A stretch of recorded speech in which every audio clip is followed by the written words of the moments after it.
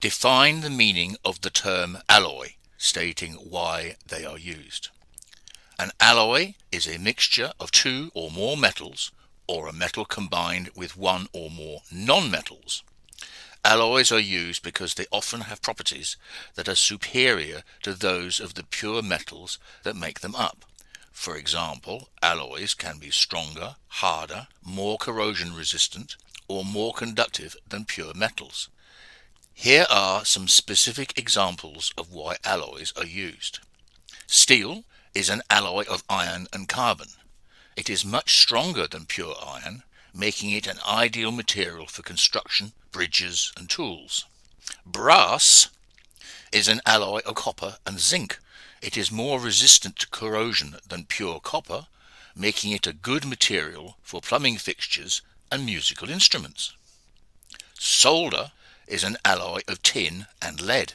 It has a low melting point, making it easy to use for joining metals together. Describe the changes in the mechanical properties of steel with increasing amounts of carbon. As the amount of carbon in steel increases, its strength and hardness also increase.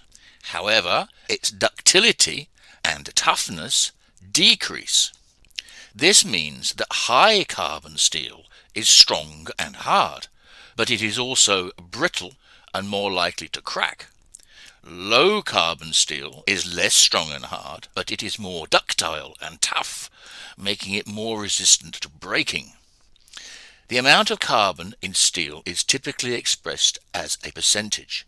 For example, mild steel has a carbon content of about 0.2%, where high carbon steel has a carbon content of about 1%.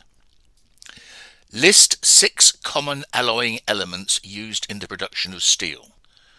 6 common alloying elements used in the production of steel are: carbon increases strength and hardness, but decreases ductility and toughness.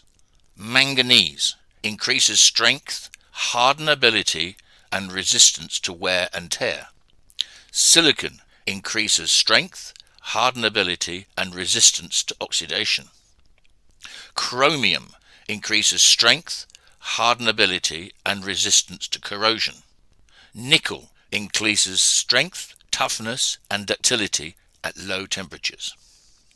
Molybdenum increases strength, hardenability, and resistance to creep, which is deformation under stress at high temperatures. Describe the heat treatment process each of the following components would undergo, stating the reasons for each of the processes. A. Crankshaft. B. Valve spring. C. Used copper washer. A. Crankshaft. The heat treatment would be nitriding or nitrocarburizing, and the reasons: improved surface hardness. It enhances the resistance to wear and tear from bearing contact and fatigue from cyclic loading, increasing crankshaft lifespan. Reduced friction. Smoother surface minimizes friction and heat generation, improving engine efficiency and reducing operating temperature. Fatigue resistance. Hardened surface resists subsurface cracks from repeated stress, enhancing fatigue strength and preventing shaft failure. Corrosion resistance. Nitriding offers additional protection against corrosion, particularly beneficial for marine engines or harsh environments. B. Valve spring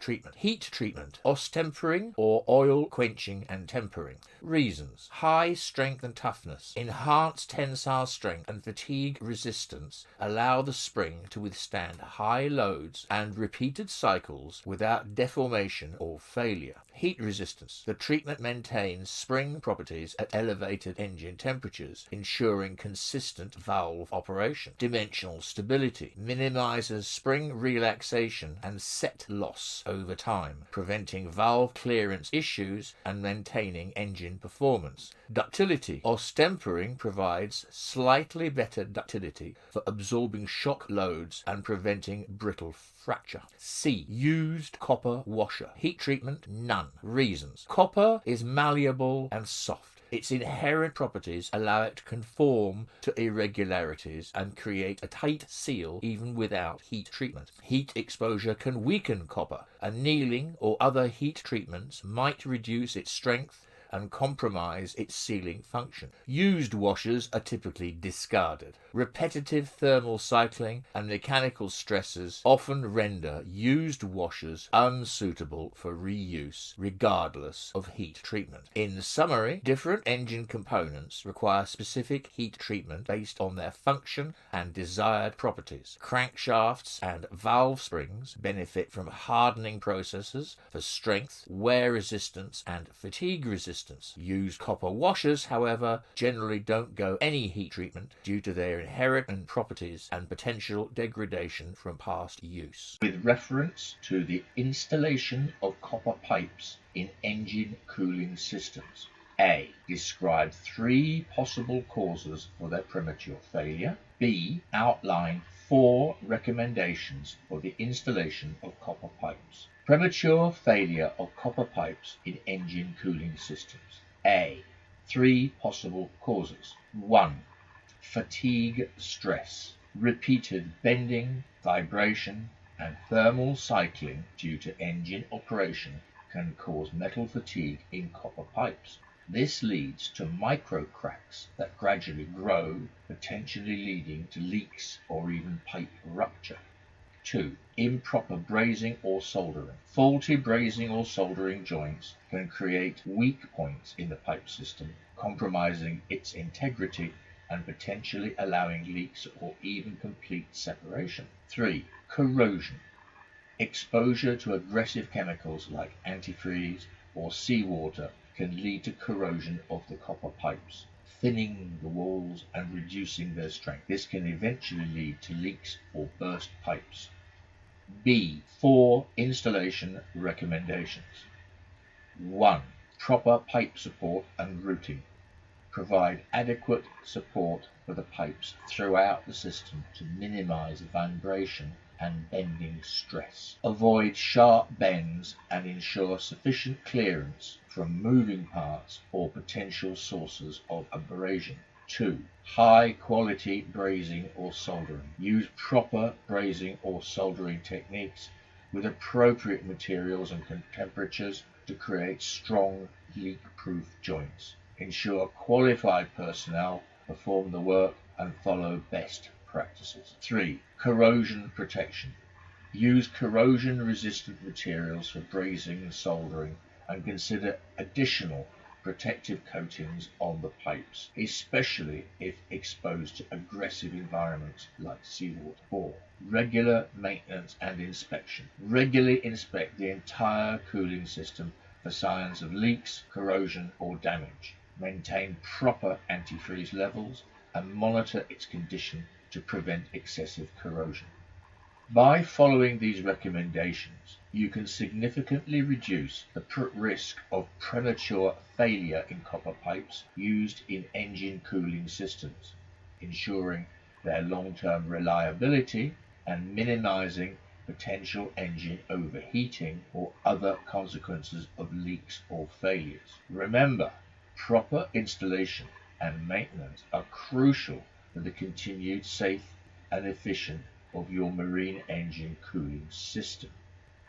With reference to fatigue failure of components, A. Describe how material fatigue testing is carried out in the laboratory. B. Sketch the surface appearance of a fatigue fracture. C. Describe the 3 stages of the failure. D. List the methods available on board to limit the possibility of fatigue failure to a propeller shaft. A. Material fatigue testing in the lab. Laboratory fatigue testing simulates real-world cyclic loading to assess a material's resistance to fatigue failure. Common methods include A. Rotating beam test. A rotating cantilever beam experiences cyclic bending stresses as it spins. The number of cycles to failure at a specific stress level determines the fatigue strength. B. Axial fatigue test. A specimen is subjected to cyclic tension and compression loading to evaluate fatigue performance under these conditions. C. Push-pull test. A specimen is pulled in one direction and then pushed back in the opposite direction, mimicking cyclic axial stresses. D. 4-point bending test. A specimen is supported at 2 points and loaded at 2 other points, creating a constant bending moment to study fatigue behavior. These tests measure fatigue life, number of cycles to failure, at various stress levels, generating S to N curves that map stress versus number of cycles to failure. This data allows material selection, design optimization, and prediction of fatigue life in real applications. B. Sketch of fatigue fracture surface. YouTube reference. A fatigue fracture exhibits distinct features. 1. Initiation site. Often a surface defect like a scratch, corrosion pit, or inclusion acts as the starting point for micro cracks. 2. Beach marks. Concentric semicircular ridges around the initiation site represent progressive crack growth under each loading cycle. C. Final fracture zone. This area displays rougher fracture features due to rapid crack propagation leading to final failure. Sketch drawing. Imagine a circular area with concentric semicircular ridges around a central point. The ridges become larger and closer as they move away from the center. The edge shows a rougher fractured area.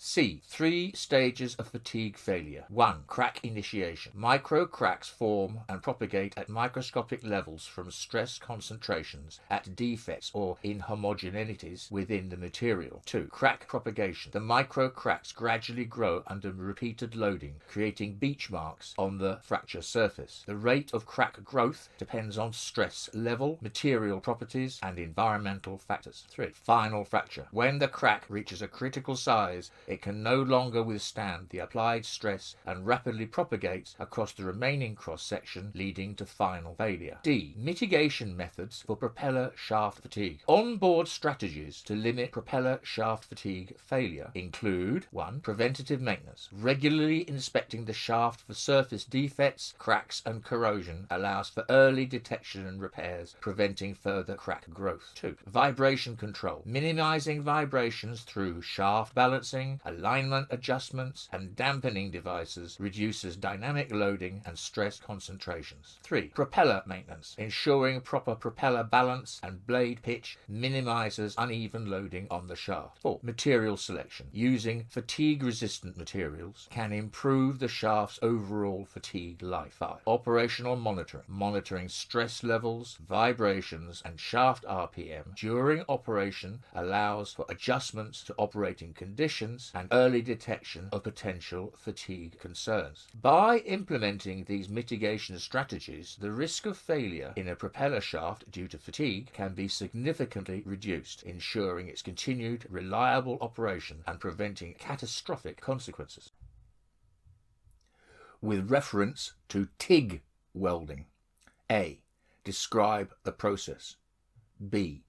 Explain why an AC current is preferred when welding aluminium. C. Explain the advantages compared to other methods. A. TIG welding process. Tungsten inert gas, TIG, welding, also known as GTAW, gas tungsten arc welding, is a meticulously controlled arc welding process that uses a non-consumable tungsten electrode and an inert shielding gas. Here's how it works. 1. Preparation. Clean the weld area thoroughly to remove any contaminants that could compromise the weld quality. Setup. Choose the appropriate tungsten electrode and shielding gas, e.g. argon, based on the material being welded. Set the welding current and gas flow rate. 3. Initiation. Create an arc between the tungsten electrode and the workpiece using a high frequency start or by touching the tip momentarily and retracting. 4. Welding. Hold the torch at the desired angle and distance from the joint. Add filler metal, which is a separate rod or wire, manually to the molten pool created by the arc, building the weld bead layer by layer. 5. Travel speed. Move the torch along the joint seam at a controlled pace, maintaining the arc and adding filler metal as needed. 6. Finishing. Allow the weld to cool completely and then remove any slag or residue with a wire brush or other cleaning tools. TIG welding offers exceptional control and precision because the filler metal is not continuously fed, allowing the welder to manipulate the molten pool directly. B. AC current for aluminium. When welding aluminium, AC current is often preferred over DC current for several reasons. 1. Penetration. The alternating polarity of AC creates a cleaning action during the positive cycle, breaking up the tenacious oxide layer, aluminium oxide, that forms on the surface. This allows for a deeper weld penetration compared to DC. 2. Cathode cleaning. During the negative cycle, the aluminium melts and cleans the tungsten electrode, preventing contamination and maintaining a stable arc. 3. Weld quality. The combined cleaning and penetration effects of AC lead to cleaner welds with reduced porosity and improved visual appearance. Although DC can be used for specific aluminium applications, AC generally offers better performance and ease of welding. C. Advantages of TIG welding. TIG welding offers several advantages over other welding methods, particularly for critical applications or materials like aluminium. High precision and control. The ability to manually add filler metal and control the arc allows for precise weld profiles and minimal distortion. Excellent weld quality. TIG produces strong, clean welds with minimal spatter and high weld integrity due to the shielding gas and controlled conditions. Versatility. Works with a wide range of materials, including thin sheets, delicate parts, and even dissimilar metals. Minimal heat input. Less heat affected zone minimizes warping and distortion, particularly beneficial for thin materials. However, TIG welding requires more skill and practice compared to other methods, and its slower deposition rate might not be suitable for high production applications. In conclusion, TIG welding stands out for its precision, control, and excellent weld quality, making it a preferred choice for critical applications, aluminium welding, and scenarios where meticulous technique is paramount. Fretting and pitting corrosion. A. With reference to fretting corrosion, 1. Explain the process. 2. State a common cause. 3. State how it is normally detected. B. With reference to pitting corrosion, 1. Explain the term pitting corrosion. 2. State 2 common causes. 3. Explain why it is considered to be dangerous. A. Fretting corrosion. 1. The process. Imagine two surfaces in tight contact, experiencing slight relative movement due to vibration or thermal expansion. The microscopic rubbing and slipping create wear particles which further abrade the surfaces. This combined mechanical wear and oxidation generates a reddish-brown powder and localized pitting known as fretting corrosion. 2. Common cause. Vibration is a common culprit, particularly in components like bearings, gears, and bolted connections.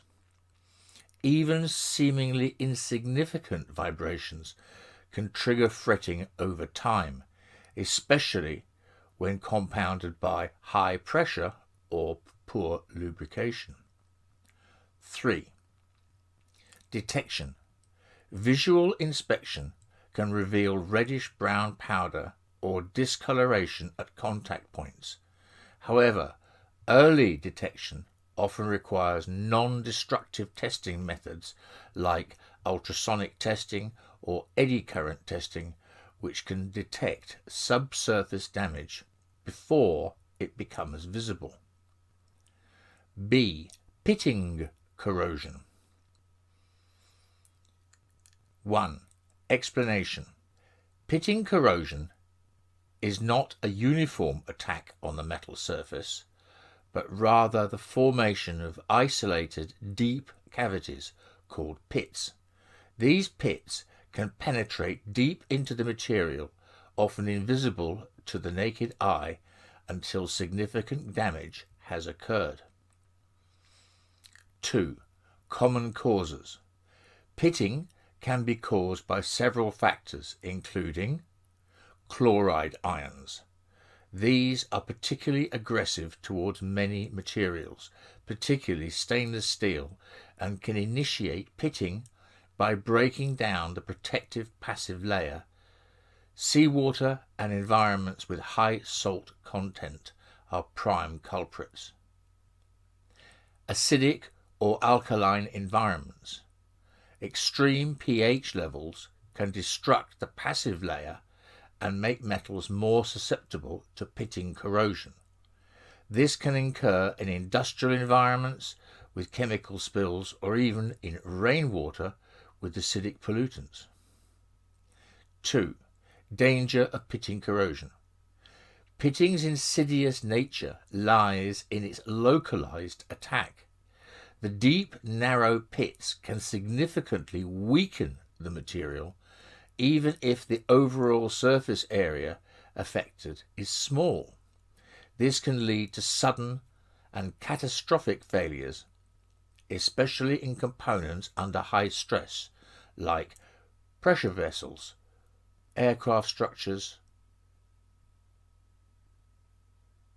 Understanding the mechanisms and detection methods for both fretting and pitting corrosion is crucial for ensuring the structural integrity and safety of components in various applications.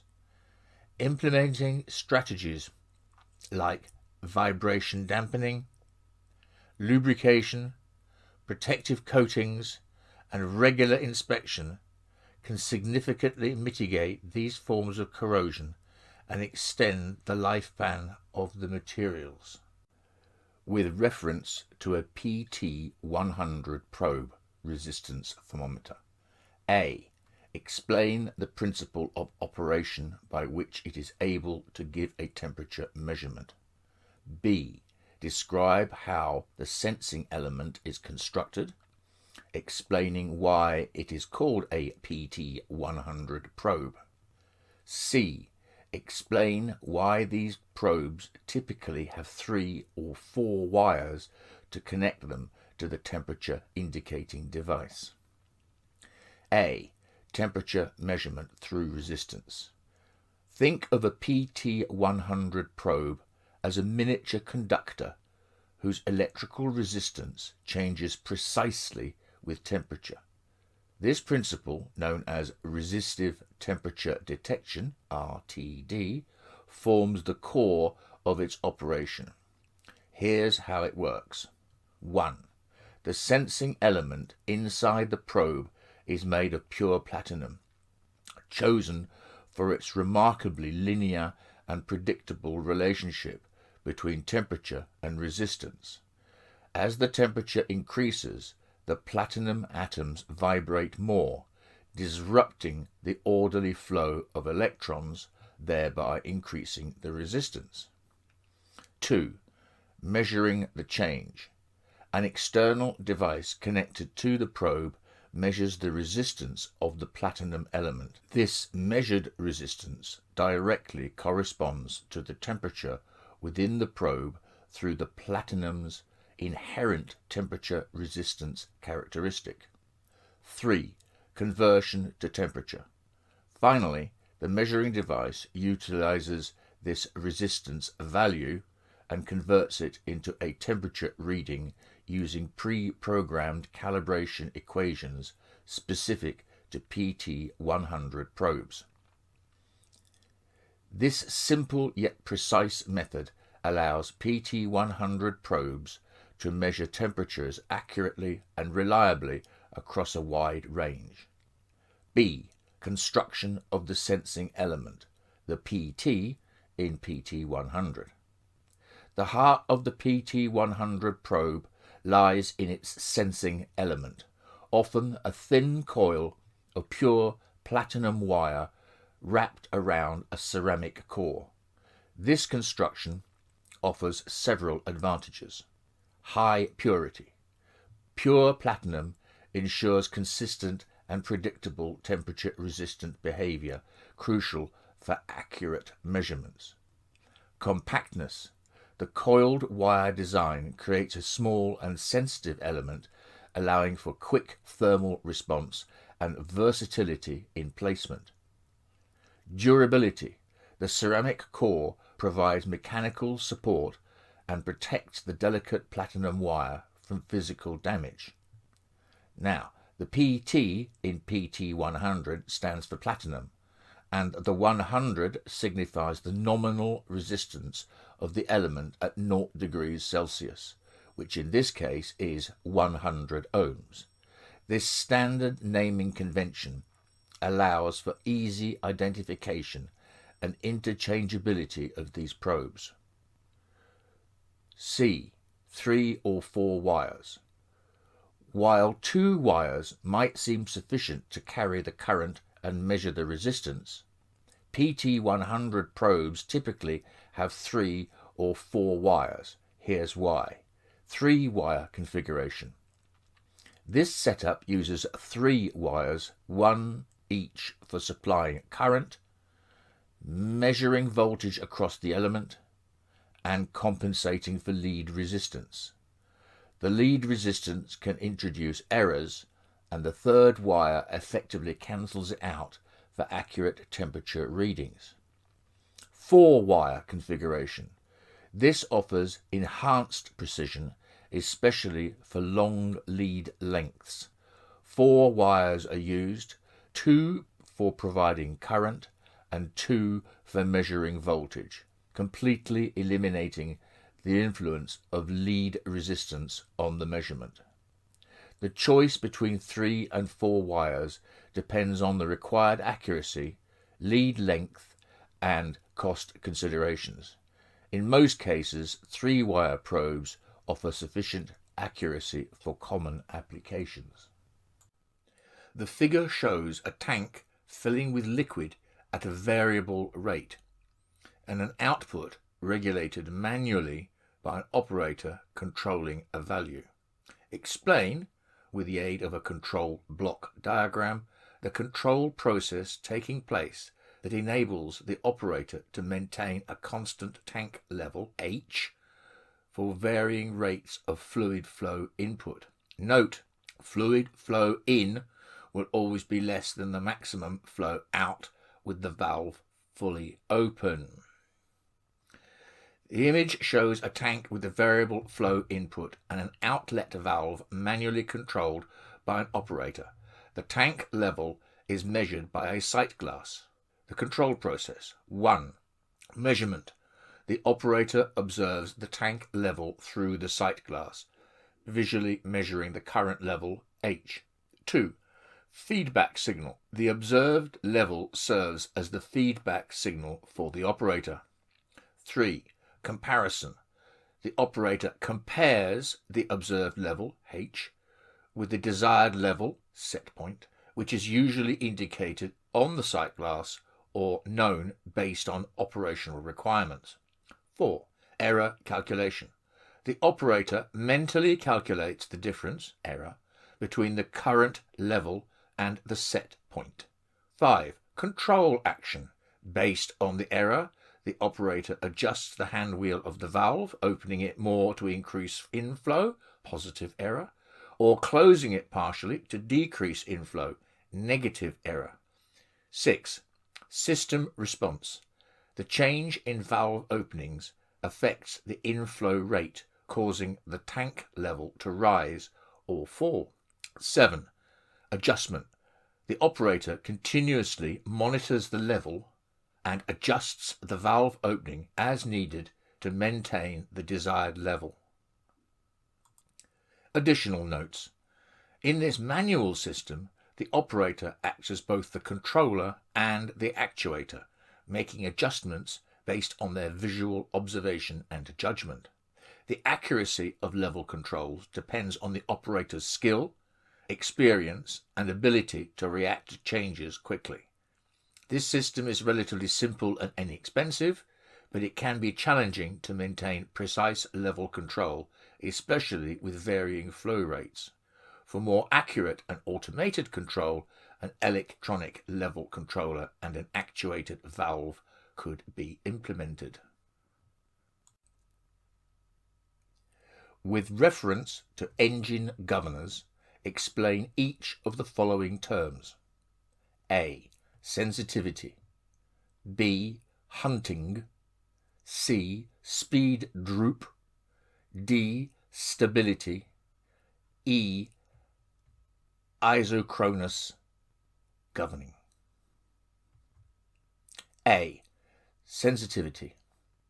Sensitivity in an engine governor relates to the responsiveness of the governor to changes in engine speed. A highly sensitive governor reacts quickly to even small speed variations, adjusting fuel delivery promptly to maintain speed stability.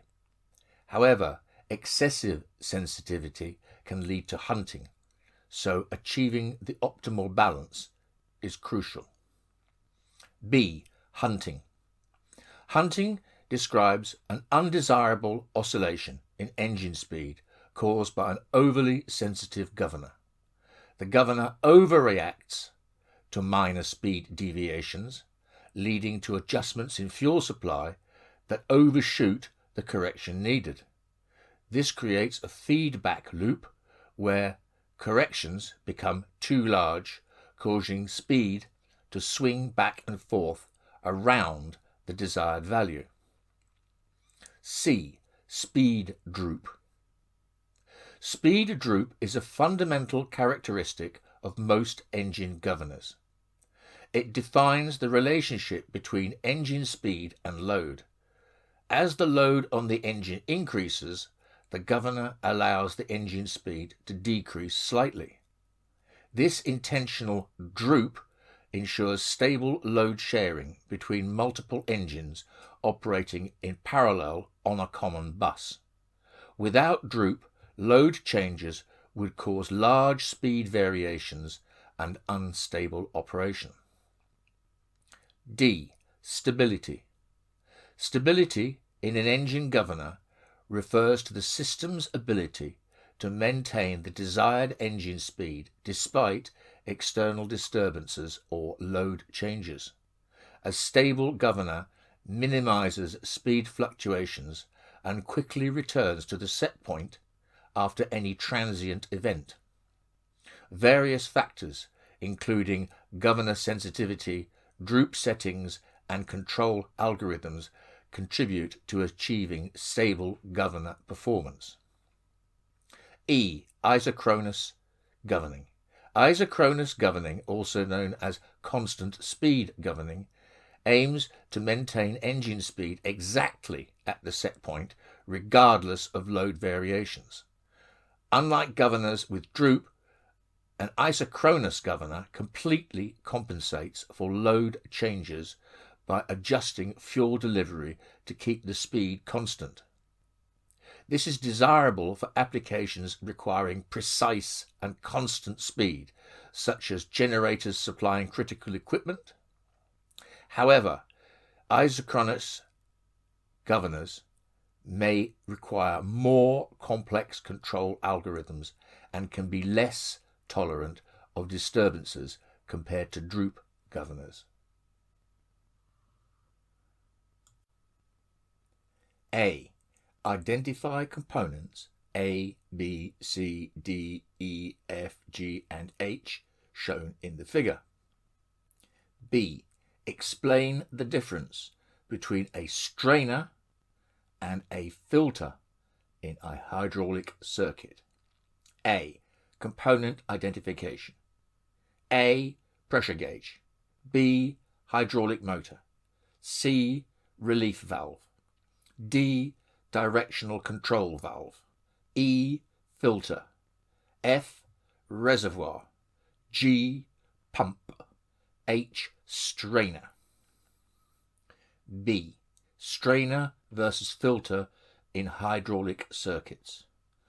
While both strainers and filters remove contaminants from a hydraulic fluid, they differ in their level of filtration and purpose. A strainer.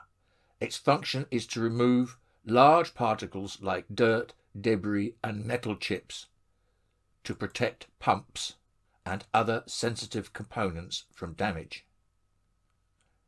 Its micron rating typically has a larger micron rating of 500 to 200 microns, allowing smaller particles to pass through. Cleaning. Usually cleaned periodically by removing and emptying the collected debris. A filter. Its function, it removes finer particles and contaminants that could cause wear and tear on components. Its micron rating is a smaller micron rating, 10 to 25 microns, to capture smaller particles than strainers. Cleaning may be replaceable or cleanable, depending on the type. In essence, a strainer acts as the first line of defense against large debris, while a filter provides finer filtration for optimal system protection.